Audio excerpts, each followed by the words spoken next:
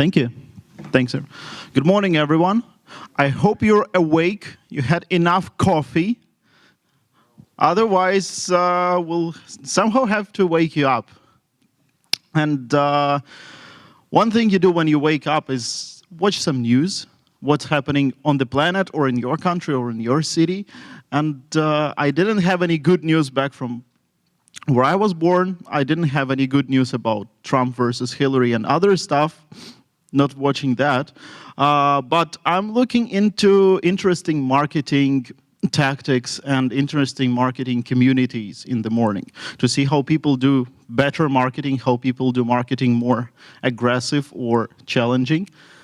And one company which keeps surprising is Pornhub.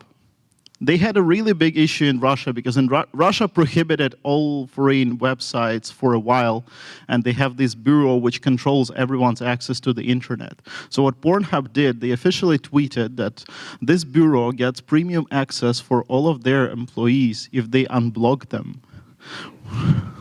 And they went further, they went to Belarus, which doesn't have Pornhub blocked, sponsored their Jet Airways, and the Jet Airways are now all Pornhub branded, and they say everyone else, even Belarus, can watch us, but you cannot. So just something to wake you up.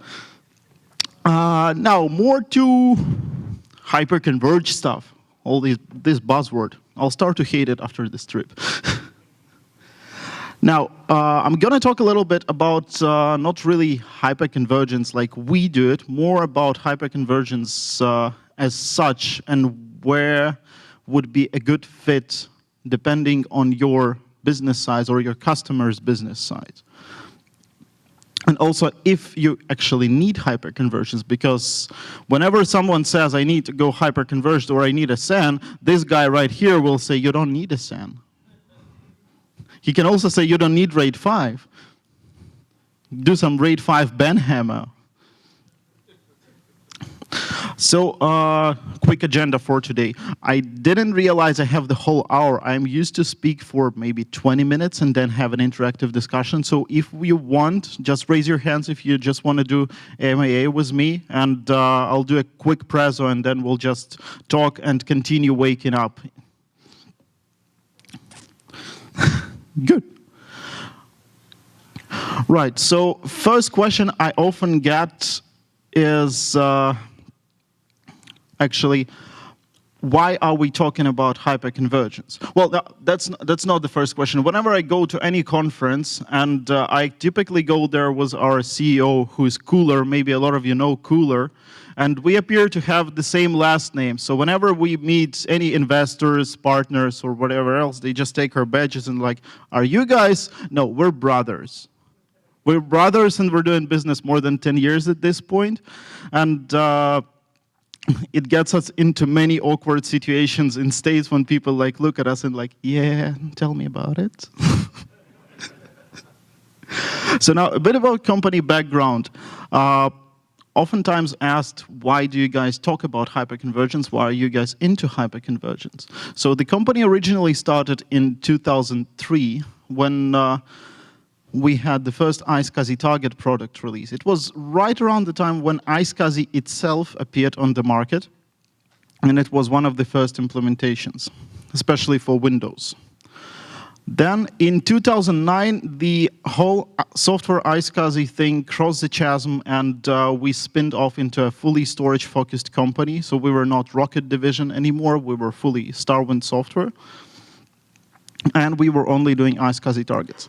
Then in 2011, before the hyperconverged buzzword was even invented, we did the first hyperconverged thing for Hyper-V. I know that HP VSA was their first, but they did a VSA. We did a full native Hyper-V approach to cluster 2 or more Hyper-V servers without external storage. And then our target audience is primarily SMBs and robos. So we decided these guys are really struggling picking on their own hardware. And we came out with the hyperconverged appliance from Starwind. Essentially the same thing as you would get with the software, but pre-packaged, pre-configured, and supported by one vendor, from cable to the disk. And in 2016, we did some really interesting improvements. We released the Generation 2 HCA. We did work on the flash layer of it, implemented ICER, which is iSCSI, but with RDMA bells and whistles, as well as NVMe stuff, which I'll talk about later. Now, I still see that some of you haven't waken up, so a quick question for you. What was the most interesting thing on yesterday's keynote? Yeah, and the guys who were sitting on the scene are like, keynote?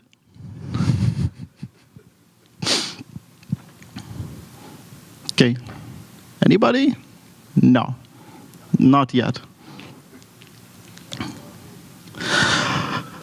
So why hyperconvergence and SMBs? Because a lot of people say that SMBs don't need hyperconvergence. One server and a good backup will just cut it. Yes, it's always an option, and there are multiple options. There are many ways to skin a cat. But let me just introduce some pain points you're all familiar with probably. So if we go with manageability, I had a conversation with a gentleman yesterday, and he mentioned like, but yeah, it would be nice to use Xen, but I don't know how to manage that. I can wrap my head around Hyper-V or VMware, but I don't know how to manage Xen, which is, for me as an engineer, that would be a little bit strange, but from the overall perspective, if you have people who are struggling managing something, you need to address that not by doing manuals, but by making stuff more simple. It's like user interface is like a joke. If you need to explain it, it's bad. Then cost efficiency. We're not talking about typical hyperconvergence at this point, so we don't say that it's 150,000 entry point for a solution. And next thing after having 1, 2, 3, 4, 5 servers and a good backup is really packing everything together. So cost efficiency is a big concern for SMBs. And scalability. As soon as you grow, you need to grow that infrastructure in a comprehensive way. So you're not growing your SAN, then you grow your compute layer, then you grow your backup and do this. It makes procedure a little too complex, especially for SMBs who want to focus on their primary business. They don't want to focus on just running their IT. That's not their job, and that's not their primary goal. Their primary goal is to have that infrastructure ready to grow when they need it. So the ultimate solution you may have noticed appearing recently is the cloud. Be it Azure, AWS, or whatever else.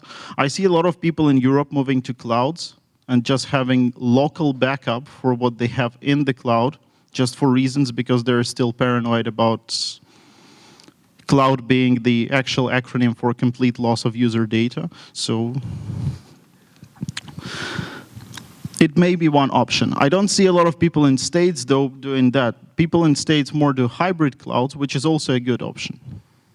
But if we address all these pain points with hyperconverged infrastructures, hyperconverged solution is actually better because with hyperconverged appliances, you get pre-built thing which is easy to manage. It usually has a unified interface, which is virtual machine centric and your application centric, not storage or network centric. So you just do it like VM vending machine instead of, okay, so I need to have wheels for this thing, then probably some drivetrain for this thing. Oh, ditch that. Cost efficiency, you don't get separated resources. You have one server which actually acts as your compute. It actually acts as your storage, your networking, and everything else you would need. So if you're buying new hardware, you're just buying the same Lego block all over again, or a little modified Lego block, and just put it in the overall cluster, and it works. And of course, scalability. You can add these blocks as you like and as you need, and the infrastructure's task here is to figure out how to grow it further. So you add a node, the cluster consumes that node, and spreads the compute and storage resources across that. Your applications are fine, everything remigrates, bang. But there are some caveats in the hyperconverged infrastructure. Unfortunately, it inherited some dog-eat-dog attitude from the storage business, and a lot of companies are still trying to get away from that. But still, the caveats are the same. So you can manage your hyperconverged appliance, and most of the vendors will tell it's the easiest thing on the market or on the planet, but the easiness drills down to being you need to read 100-page manual, not 5 of them or not 10 of them, which is still not really the place we want to be in. Then from the cost efficiency standpoint, everyone says we're just using commodity x86 hardware, and these are regular whatever brand servers, but no one really said that they cannot overprice them 4 to 5 times before they sell it to you as a turnkey. And everyone starts laughing and probably thinking about the N company. And of course, scalability. Oftentimes, people get the bait of hyperconverged infrastructures like, we can scale, we can easily scale. I don't have to approve that budget for my manager for every different thing on the budget. It's just one more unit, and he says more machines, I give him more nodes, and that's it.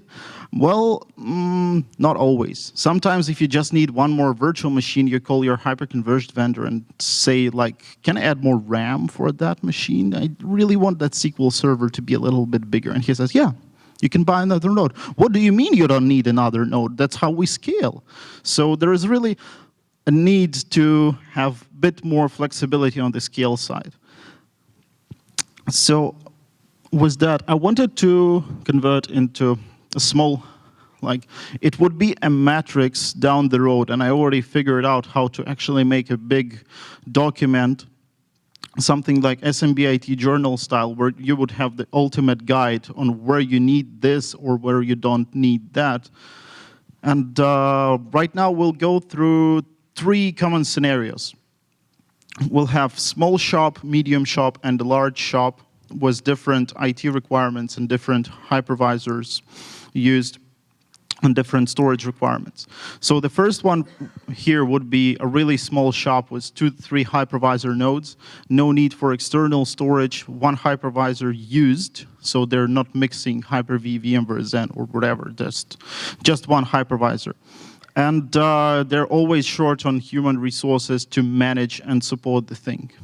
And this is the question a lot of people are asking on both MangoCon and Spiceworks, and usually it begins a dogfight between different HCIs, or HCIs and Scott, or HCIs and Scott and John saying, like, you don't need this, you don't need that, do it the SMSD style, just do it with KVM, just do it with Zen. And there are many ways to skin a cat, and I really wanted to just make an essence of it, and say that, yeah, for a small shop like that, direct attached storage and a good backup, if your RPO and RTO are high and you're not expecting your infrastructure to be up 24/7, that's the perfect way to go. You don't need to spend time and money on new infrastructure or new software.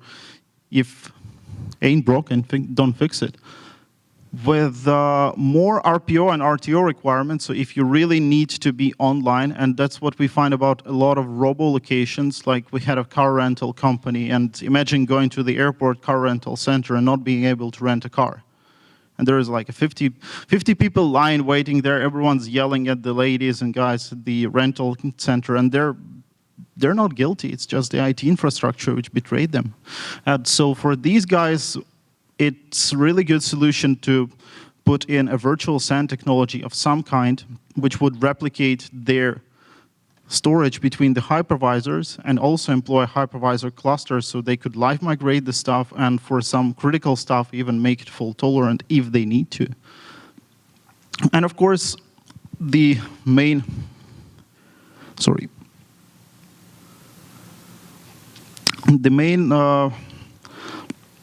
things to address here would be minimal hardware footprint, so you don't have to manage warranties and updates for multiple boxes. It will be just 2 or 3 boxes.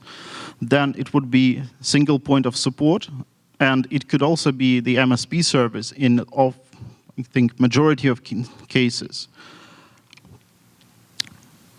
And then management gets striked out, and we get HA because we're replicating. And of course, we don't need web scale in these locations, because typically if it's a small location and you have predictable load and predictable growth, you can really scale it differently. There is no need to just have that ability to drop in the box and instantly grow the cluster.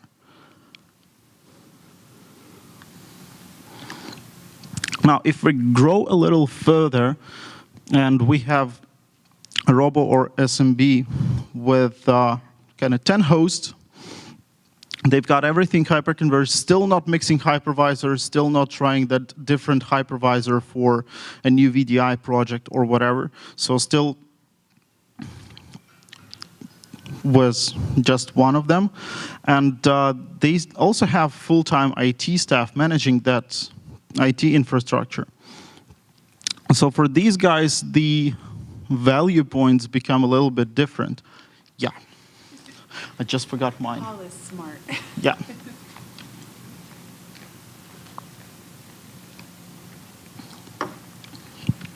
Thank you.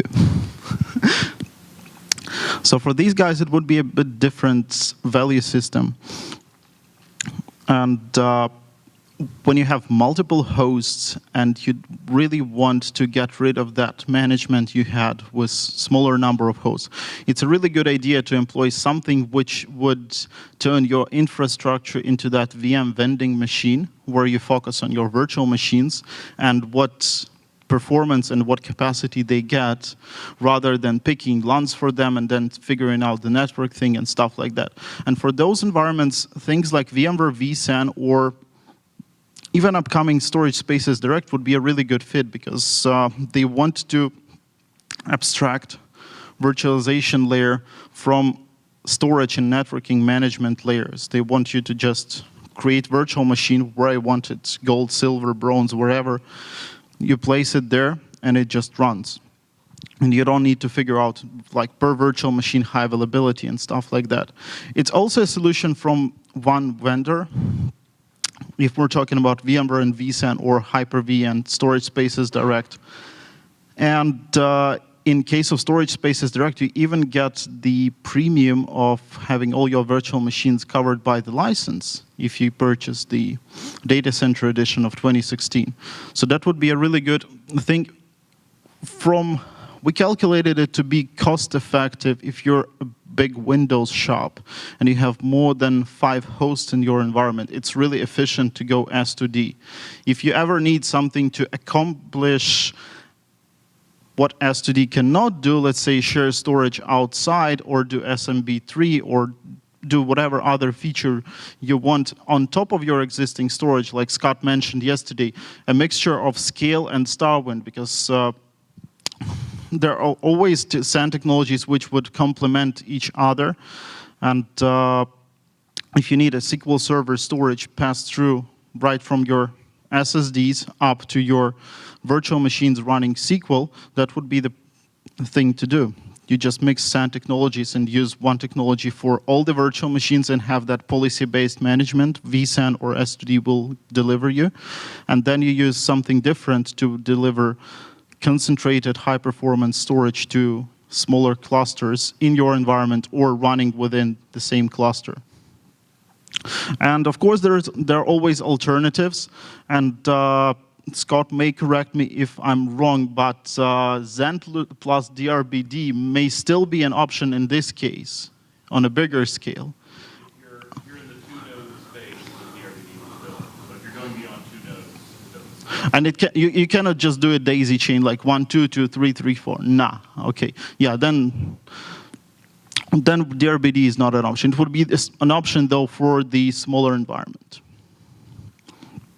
And finally, if we go up to 20 plus hosts and we'll call it IT mess, because we have 2 to 3 different hypervisors, 2 of them used most of the time. 1 is used for testing and probably convincing the boss to say, like, we don't really need these 2, we may need to the 3rd one, and stuff like that. But reality is you have 1 hypervisor for majority of your virtual machines and applications.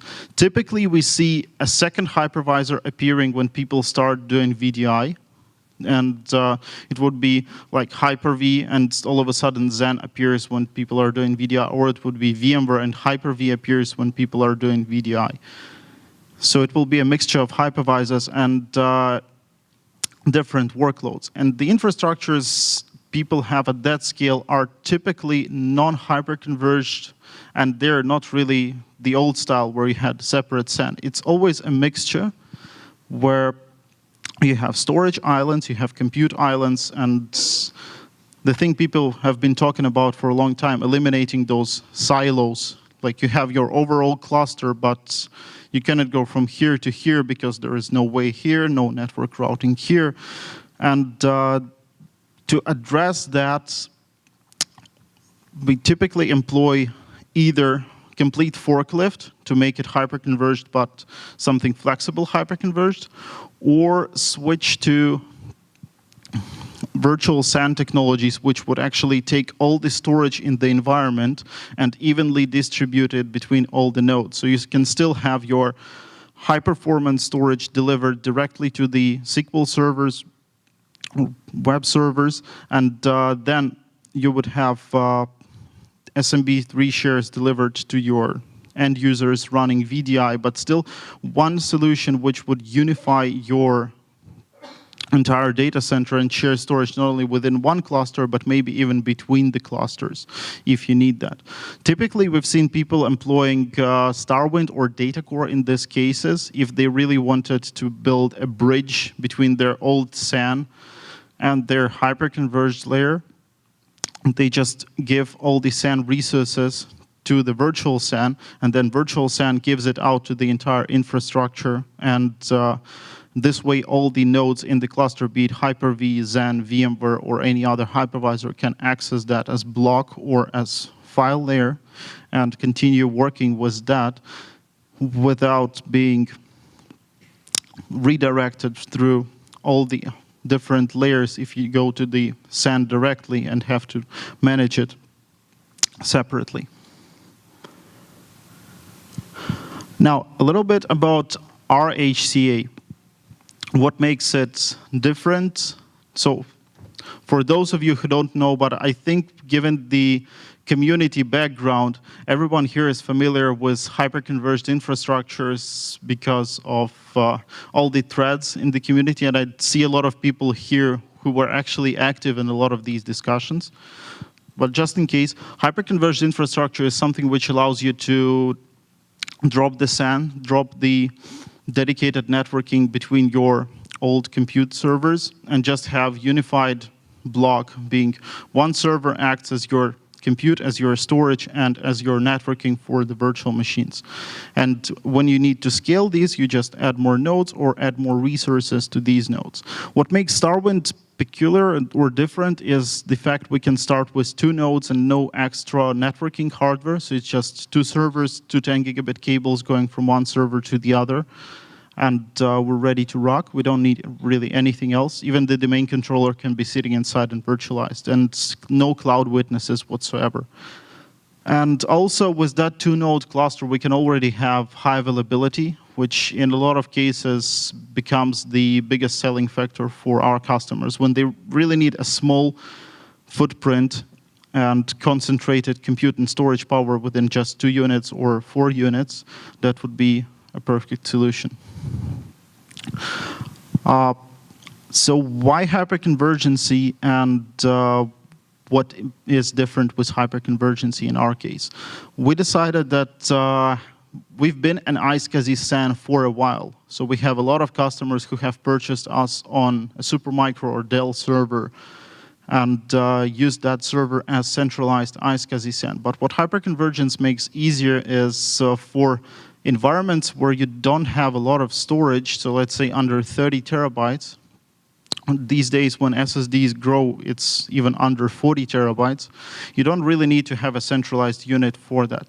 You can really fit your storage directly into your servers and have better performance and lower latency, as well as a bit higher resiliency. And also, if we're talking about hyperconverged versus SAN, with SAN, we typically go, here's our application sitting in the virtual machine, then it goes down to the hypervisor layer, then it goes to your initiator or HBA, then it goes to the network, and then it is cached on the SAN. And then it goes to the disks on the SAN or SSDs on the SAN. So with hyperconvergence, you overjump everything here and just write to the local RAM. And that's the key factor for ditching the SAN and just using local RAM, which if you put a lot of RAM gives you almost in-memory performance. If you use less RAM, it just acts as good write cache. But ultimately, you get rid of a huge piece of latency, be it fiber channel, be it iSCSI, even 100 gigabit Ethernet, you still get a little overhead with that. And that's something we avoid with hyperconverged approach and writing data locally. And that's what we consider to be future infrastructure for majority of IT environments. Now, we don't rebrand the hardware heavily. We don't make it look like it's Starwind appliance and there is all these proprietary components. No, we're actually proud to use just Dell hardware. We use Intel SSDs. We use Mellanox backbone for the networking. There is Starwind or VMware vSAN, which would be your virtual SAN of choice as data mover layer. You can use Veeam for backup, and there are also other backup options available down the road. It can be VMware, it can be Hyper-V, and we're being a little bit lazy, but we're working on Xen support as well. So that's coming. Now, one thing I mentioned previously, you can always scale out with hyperconverged infrastructures, but the struggle happens if you want to do more than that. So all hyperconverged infrastructures can easily scale. Add more nodes whenever you like, however you like. But what we also allow is to just add individual components to the nodes. If you need more compute, you can just buy the appliance with one CPU, small amount of RAM and some drives, and when you scale, you add these components. So you don't need to buy an extra node, extra network switch for reconnecting everything together. You just throw in the components and you're good. We don't restrict any of our customers from doing that, and we actually encourage them to grow so, because that would be the conscious IT consumption rather than just blindly like, give me more nodes, give me more nodes. I have this 1/4 of a blade, I need to stick a blade in there because that looks too empty for my infrastructure. We vote for more conscious consumption here. Now, I mentioned that VMware vSAN or Starwind Virtual SAN. So we've discussed previously, for smaller environments where you need easy start, you can always use Starwind's Virtual SAN. And for bigger environments where managing your SAN becomes more of a headache than a joy, we have VMware Virtual SAN.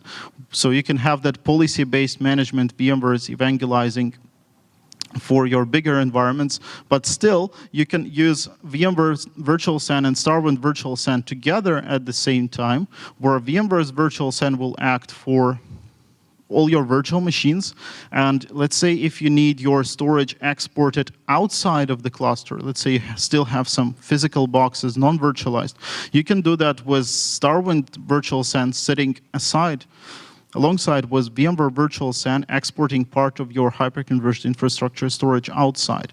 Or it would be a VDI project, and with VMware Virtual SAN, you can only do dedupe if you're all flash. With Starwind, you can do dedupe and log structuring if you have a hybrid environment. So we've seen people who wanted to use disks and hybrid and still enjoy deduplication, so they would use VMware's Virtual SAN for their virtual machines and then use Starwind's Virtual SAN on the same hardware for their VDI projects.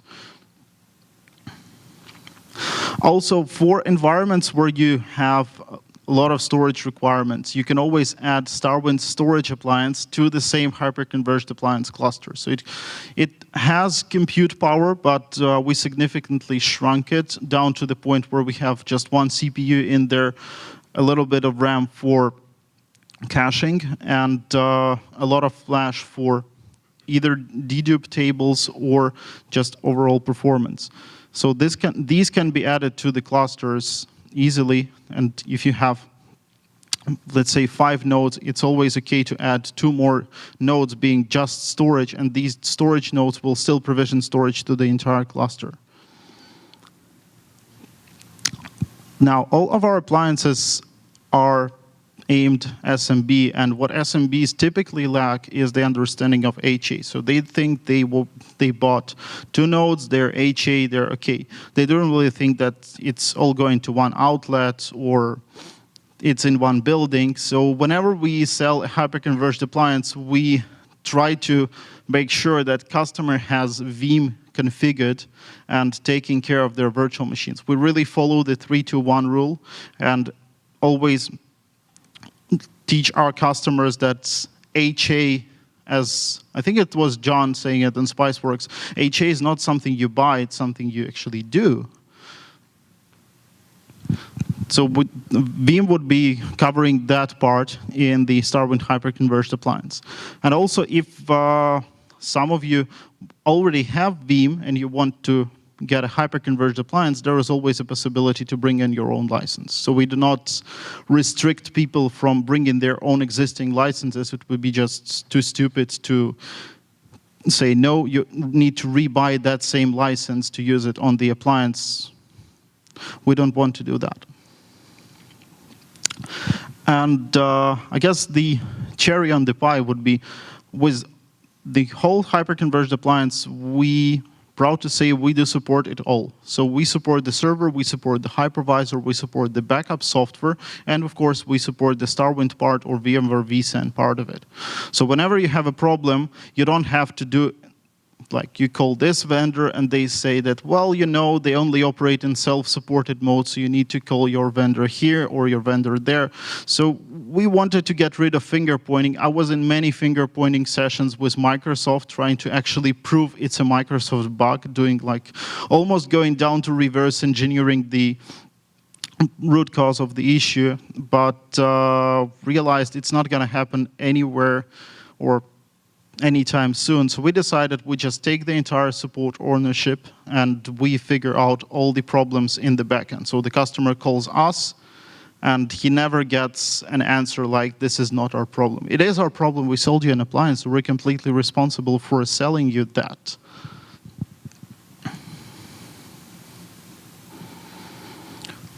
Now, just a few slides about the features to wrap it up, and some water.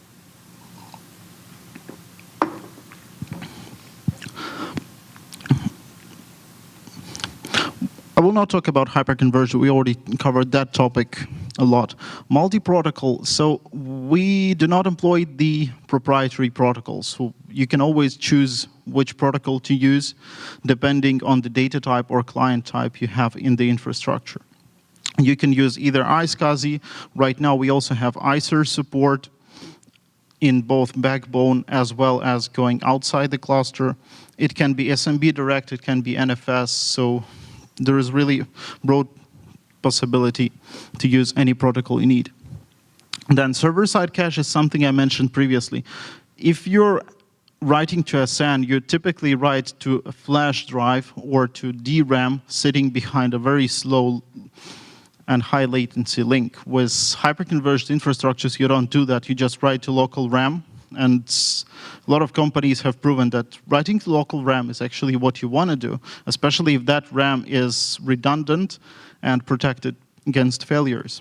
And of course, async replication.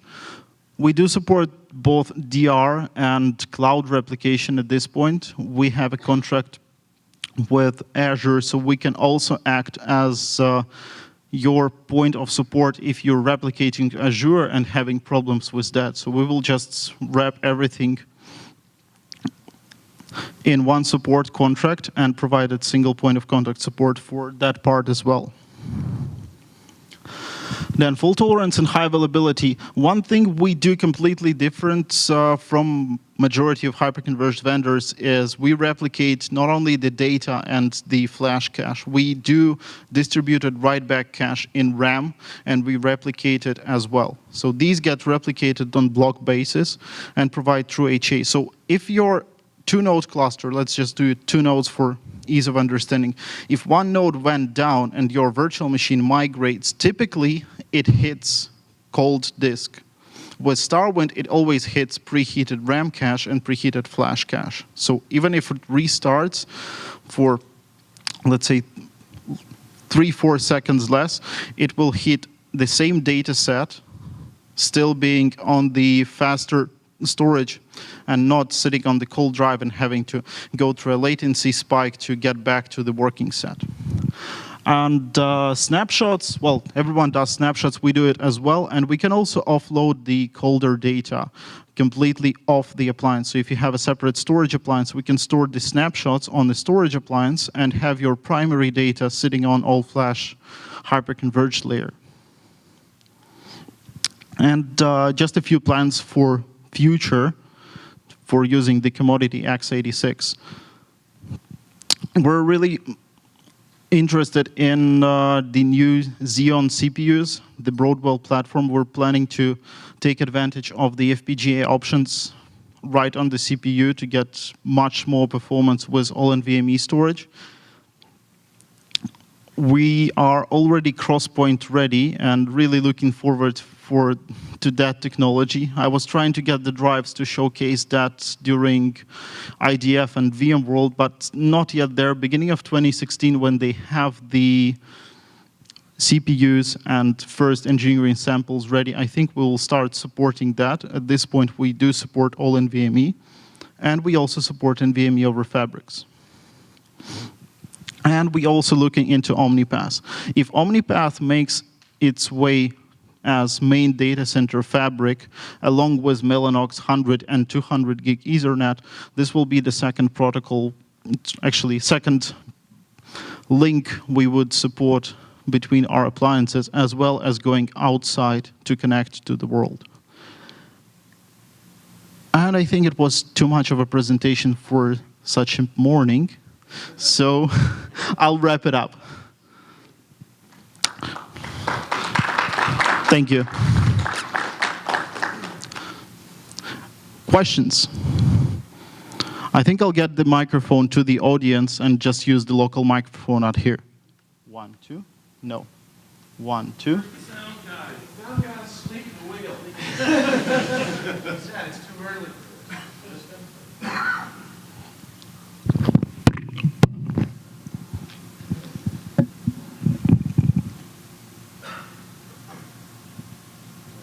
It is too early. Where's the mic runner? He's probably still sleeping. Find good help. So really the question I have is, one of my clients is, they've got a single node now. We're using Veeam, backing up to local, and then we're just using Hyper-V replication to another host at another facility in another town, because they have fiber at both locations, works easy, works well, it's all their own facility. What benefit would I really get by using one of those, either the Starwind appliance or the Starwind software? Would I get anything out of that? So with HA, you would actually get within one location, if they have one node down and they need to restore from Veeam. With Starwind, they don't need to restore anything, because one node goes down, virtual machines migrate to the second node and continue working without manual intervention.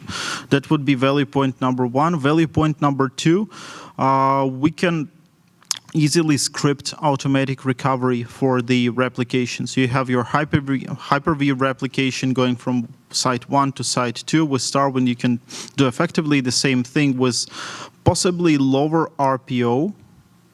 That really depends on the link. I may need more details on that. And then get your virtual machines up and running on the DR side. It's a 50-50 fiber on one side, 100-100 on the other, so. Okay, and then yeah, it's not just the link; it's also the virtual machines and how much data they write within a given period of time. So that's, I mean, we typically give it to the engineers who see and match the specs, and they will tell you what RPO to expect. But if we compare it with Hyper-V, Hyper-V does it like we do it continuously. And the RPO would be an immediate point in time because the replica is log structured. So every point in time of the replica, if it's consistent, actually it is consistent, and you can restore from that one. So in his scenario, you would be having 3 servers, 2 at his local site for the HA on site, and then the third one for replication in case of a total site failure. Yeah. It can also be the third server can also just run the software. It doesn't need to be an appliance, or it can be a cloud instance. So let's say the whole third server scenario is in Azure, and you can just replicate directly to Azure. It can be either cool storage or it can be hot storage if you really need to restore fast and it's, let's say, a tornado-prone area.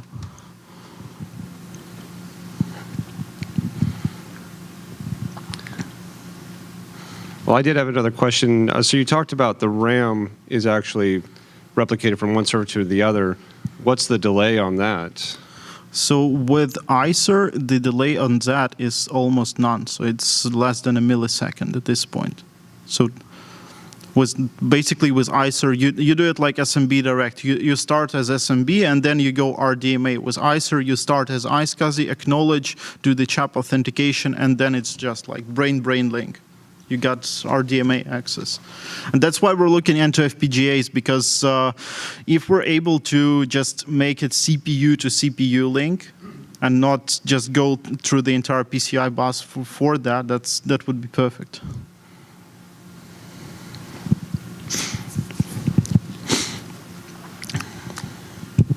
So you said that you're working on a Zen server-based appliance to essentially replace the 2-node DRBD sort of setup. What could be expected in order to cut out the DRBD and install the Starwind appliance? So technically, you don't need to cut out DRBD. It's like 2 technologies which could even coexist together, depending on the storage resources you provision to them.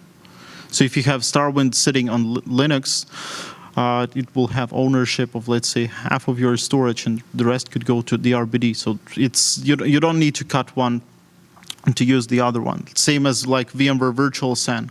It drills down to different applications having access to different resources. Now, if we're talking about appliance, I know a customer who's running Starwind in a hyperconverged fashion since 2010 on Zen server. He originally started on Zen server 5.6, and he's a happy user all the way until, I think it was version 6.5 last time we chatted with him. So nothing prohibits us from doing that, but the thing is, if we want to do an appliance, we have to support it. We have to support Zen as well, and we want to make sure that we have enough resources to support the entire solution. I mean, we could always outsource it, but how does it make us better than all the other people who would technically outsource it on backend? Yes, we outsource Dell support because we really go to Dell and say, guys, here's the address, bring the new drives, please. Or it would be VMware, like, guys, I think this should be fixed, or guys, this, what was it? Yeah, iSCSI initiator issues. I mean, everyone knows how VMware acted with iSCSI. If you restart the host or the host goes down and it cannot find iSCSI storage when it boots up. So we're going through those particular issues with the manufacturers. With Zen, it's not that easy. So we have to have our own resources for that. With Starwind, what is the realistic upper bounds of node limits? So, we're all very familiar with 2 nodes and 3 nodes and 4 nodes, but if you're looking at 20 or 30, what are you seeing in the wild, and what are you testing, and what are you expecting to kind of be limits? So the biggest one I've seen in the Hyper-V space is 10 nodes.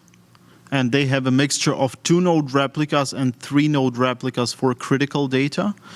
And with VMware, since we started supported vVols, that limit went significantly higher because the SAN just got abstracted. You just do the virtual machine thing, and Starwind gets the commands to provision the LANs for that. We'll have to do optimizations there, and I really know how to make those 3 LANs really be smaller than they are. But that's not going to happen, I think, until beginning of 2017. With appliances, if we're talking about higher limits on the appliances, if you use Starwind, I would say that same like 6 to 8 nodes is where you still manage that and don't get into a lot of nodes and a lot of LANs issue. Anything higher than that, it would be either VMware vSAN, or it would be a mixture of Starwind and VMware vSAN. Thanks. So this is not at all a technical question. I would just like to hear some embarrassing stories about your brother that we can bring up on the Mango Lassie community to drive him crazy. So, yeah, I think you'll have the chance to do that when you meet him. Is anyone going to Austin in, 1.5 months? Yep. Yes. Yeah, so most of the people are. So just, I'll say cooler that he needs to be prepared to tell these stories because he knows all the tiny details, and every time he tells the stories, I mean, like we're traveling together most of the time, and every year there is a detail which gets added and makes that story just look from a completely different angle. Nice. So continually evolving tall tales. Nice. Yeah. Yep. All right. Like I'll wait until then. Stories from the army, like stories from all over the world. Yeah. I can tell some of my stories. I got a lot of stories while I was traveling to the States this time. So I did the V-Brisket tour, and it was a bus ride from Chicago to Las Vegas with stops in Chicago for barbecue and meetup, and it was actually meet up. And then one in Kansas City, one in Colorado, it was Denver, and then we drove down to Nevada. So the first meetup went really good, was in Rosemont, really nothing to say except guys doing a lot of karaoke. So you could actually go on stage and do karaoke with a live band. Nice. So and they really went big on that one. The Kansas thing was also interesting. I've never been to Kansas, and I guess that bus tour was a really good chance to go there and actually see Kansas. And I was thinking so all the way up till a place called there was. First of all, we stayed in a really strange place called Bonner Springs. I think most of the people would just mispronounce that intentionally. And then in the middle of Kansas was a city called Hays. We stopped for lunch, and our bus didn't go anywhere further. So the bus broke in the middle of Kansas, and we got stranded there. So Of all places. that place is like cornfield all around. You mean Kansas? Yeah. Yeah. Well, yeah. But here is the thing. Guess how far was the Volvo dealership? How far? Well, I would just do the small suspense. Few suggestions. Few guesses. 500 miles. One state away. Who said 5 miles? You're the closest one. It was 2 miles away. Wow. But the brake pump was broken, so the bus could only go on the first gear, and we spent something like 1.5 hours driving that 2 miles to the dealership to fix it. So that was one of the interesting stories. Well, then we nearly got into a flash flooding in Antelope Canyon after VMworld, but that's like less exciting story to tell about, because we were walking into the canyon as everyone was evacuating and the rain started, so nothing interesting happened.